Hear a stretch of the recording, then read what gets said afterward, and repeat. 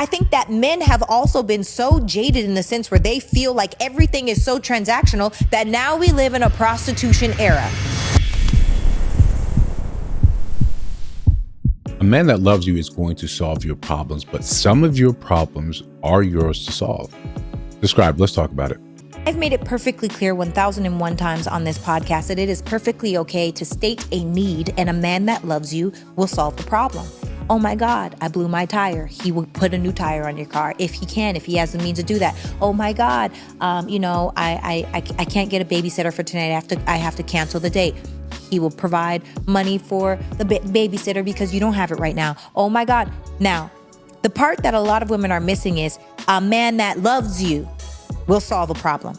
If that man does not know you, your problems are not his to solve. They are yours to solve. And I think that too often what we do as women is we feel so entitled to the fact that a man is supposed to do all these things for me. Why? He doesn't even know you. He doesn't know if you're dope. He doesn't know if what you look like in the morning. To be honest, he doesn't even know if you're genuine. Are you really there for him? Or are you there to eat a meal? And that's the problem. I think that men have also been so jaded in the sense where they feel like everything is so transactional that now we live in a prostitution era. Yeah, everything is absolutely transactional. And because you identify a problem around a man, he's automatically supposed to take it off your hands. But we don't really exist simply to solve your problems. And sometimes your problems, having those problems, are the thing that allows you to grow.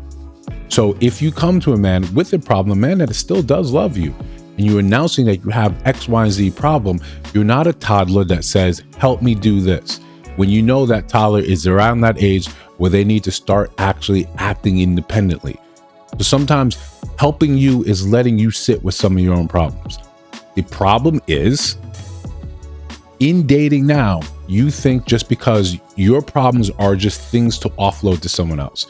The way you pay for your own hair, nails, makeup, those are problems. Those are identified as problems and say you have to solve these things.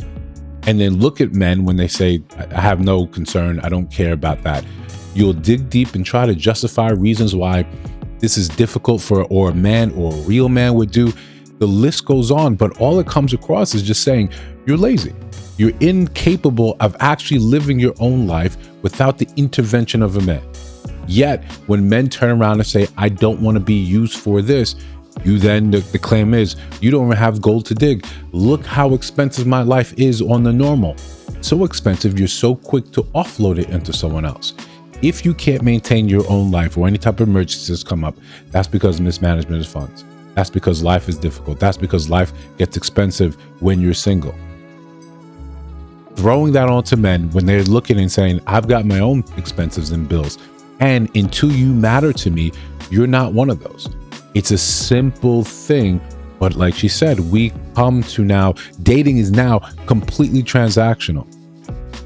Does it make more sense why men are just saying, okay, as this exists, if you are fine getting your transactions out there, getting your needs, your problems, how come when he says, my problem is I haven't had sex in a long time? Why are you not jumping to fill that? If we're going to actually play transactional, we like to say this, but dating is transactional, one-sided.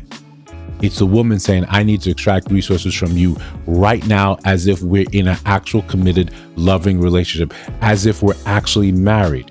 Have this expectation, that's an entitlement that this is the way it's supposed to be done. Specifically when you really haven't seen that happen. Not with any men of substance, not with any men of character. They're not going out there and saying, hey, I just met you. You need to pay for all the dates. You need to take me shopping. You need to put me on a trip. This doesn't happen. You're looking at Instagram. You're looking at people's stories. You're looking at people's social media, and they're telling you this is the reality. They're not telling you all the downsides that come with it. They're not telling you what the type of man that actually does this. You're taking this, tricking this 304 sort of mentality from that economy, and you're trying to bring it into the real world, into this dating pool, to the larger dating pool, which most of us sort of occupy. And then when you don't have success, it's somehow the man's fault. It's somehow the man is not doing enough. He's not doing what a real man is supposed to do. You have no example from this outside of tricking culture, outside of being a hoe. You don't actually, real men don't operate this. The ones that got their money understand the value of it. They understand the value of their time. When you simply come and say, help, you think this is a way for you to test, to find, to weed out providers? No, it's a way that people use this to self-identify you. You label on the phone as always begging, always needs help. And men absolutely know, okay, if I'm now going to help with this, I'm essentially tricking. I'm essentially buying an outcome. I'm going to do what I have to do, and I'm going to ignore the romance. I'm going to ignore the courting because you already came here with the need. You need this. Okay, cool. I'm not now going to pay for all these things that you need and then also take you on dates as this is a serious thing. Women don't realize how quickly you weed yourself out simply by asking for money very, very soon. The first time I meet you, you're asking about money, or the third conversation is about, the rent's due. I'm having trouble doing X, Y, and Z. Okay. Just like if you're out there twerking, right? Some men are going to look at that and say, you're for fun, right? You're just strictly for fun. If you start relationships, if you start this whole process of trying to get to know you with your handout, with needing something, I'm going to put you in a specific category, and it's nothing serious. It's absolutely nothing serious, because we all understand intrinsically the men that you actually want, the man that you actually like, the man that you want to be with. You don't make him jump through these hoops. You don't test him for fear of losing him, because those type of men, they usually just walk away. So I'm not entertaining this. And this is how the rest of us, these are things we need to start emulating and start understanding. The minute someone comes with their handout, or just kind of being around you and identifying the problems that they're having, this is a great reason for you to take a step back, and then another and another and another, and just leave them to figure it out on their own. They're big girls. They can get it together. They're successful women out here in life.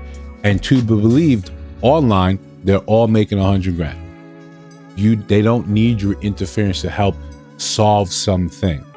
Just know, the minute you ask me to do this, I know you don't really respect or care about me. And I absolutely cannot buy my way into your good graces. I can't solve this problem, then the next, then the next, then the next. So our story, right after we get married and people want to hear about the story, how we got together, I just offloaded a bunch of problems to him. He just continued to solve it. He just continued to solve it to the point where I realized he was solving all my problems. So I decided I might as well take this seriously. That doesn't happen. She just simply identifies, hey, yeah, my tire was blown out. I got to go to the shop and take care of this. And then you send the money.